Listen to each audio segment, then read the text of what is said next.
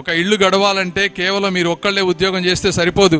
భర్త ఆనందంగా ఉండాలి, పిల్లలు ఆనందంగా ఉండాలి. మరి ఈ రోజు పిల్లల్ని చూస్తే గంజాయి, మత్తు మందులకి బానిసైపోతా ఉన్నారు. వాళ్ళని స్కూళ్లకు పంపించాలంటే చాలా కష్టంగా ఉంది. రోడ్లు చూస్తే మరీ అధ్వానంగా ఉన్నాయి. మరి మగవారు పని చేయాలంటే ఎక్కడ పని ఉంది అని అడుగుతా ఉన్నాను. భవన కార్మికులు ఈ ప్రాంతంలో అత్యంత ఆదాయకరమైనది భవన కార్మికులు. భవన కార్మికులు ఎంత ఇబ్బంది పడ్డారు అంటే, ఒక ఇసుక లేకుండా చేసి, ఇసుకని ఒక మాఫియా లాగా చేసి ఒక భవనం కనుక కడితే ఆర్కిటెక్ట్ దగ్గర నుంచి, ఇంజనీర్ దగ్గర నుంచి, సిమెంట్ వర్క్ చేసే వాళ్ళ దగ్గర నుంచి, టైల్స్ వేసే వాళ్ళ దగ్గర నుంచి, ఎలక్ట్రీషియన్ దగ్గర నుంచి, పెయింటర్ దగ్గర నుంచి, ఎంత మంది దాదాపుగా 100 వృత్తులకు సంబంధించినటువంటి వ్యక్తుల జీవన శైలి మారిపోతుంది. ఒక వ్యక్తి కష్టపడితే పొద్దునుంచి సాయంత్రం దాకా దాదాపుగా 800 నుంచి 1000 రూపాయలు సంపాదించుకుంటారు. అంటే నెలకు 30,000 రూపాయలు సంపాదించుకుంటారు. సంవత్సరానికి దాదాపుగా 4 లక్షల రూపాయలు సంపాదించుకునేటువంటి కుటుంబాలను చిన్నా భిన్నం చేసినటువంటి వ్యక్తి జగన్మోహన్ రెడ్డి గారు.